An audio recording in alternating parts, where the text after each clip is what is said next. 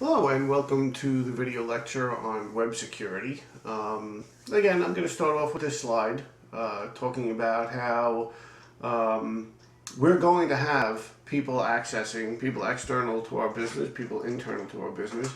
And when I say internal to our business, that's employees that may be accessing our systems from outside our LAN, for instance.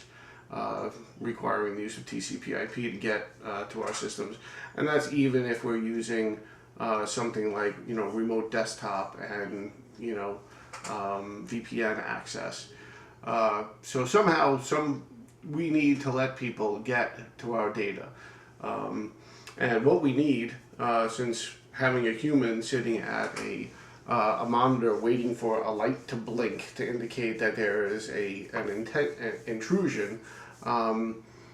The amount of data that can be transmitted by the time a little light flashes and by the time a human actually reacts to an intrusion is enormous. So we really need an intrusion detection system in place so we can have computers responding to the threats, because they're going to respond much faster than we would.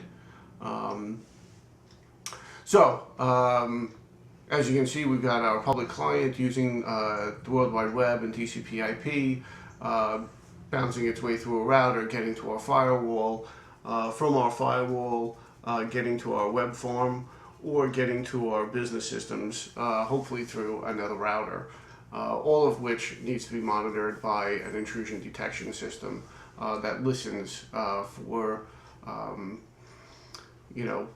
dangerous or invalid accesses. So when we talk about web security, if we're throwing up an HTML page that just displays information to people, well, that's easy enough to secure. Our database access controls can keep that under wraps, and we can place our web files in what are known as protected directories on our servers. Dynamic pages that render data out of our systems, out of our database management systems, are a little bit more difficult in that we have to set up user authentication. Right? We need to find out who this person is. We need to set up session security. I'm sure you've heard of secured socket layers and stuff like that. So you understand how that works for encryption. We need to restrict the number of users in open ports so that this becomes a little bit more easy to control. And we need to remove any unnecessary programs that are just sitting out there, which is one of the things. If you have outdated programs or programs that are not being updated on a regular basis, they eventually become vulnerable to attack. As time goes by, one of the reasons that you have software updates is that these software updates are set up to protect yourself against unauthorized access. Talking about the World Wide Web, we've spoken about this in previous video lectures. The W3C, the World Wide Web Consortium, has a privacy standard. There's a platform for privacy protection. I certainly encourage you to go and look that up if you're interested in that.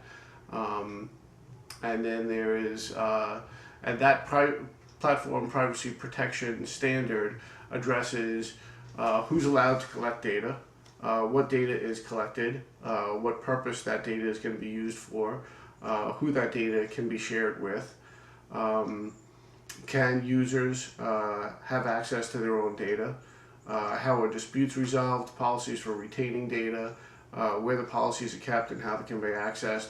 All of that stuff is standardized in the World Wide Web Consortium Web Privacy Standard, the platform for privacy protection, which is accessible, but this usually affects those EULA end user license agreements that you usually click agree to without even thinking much about them.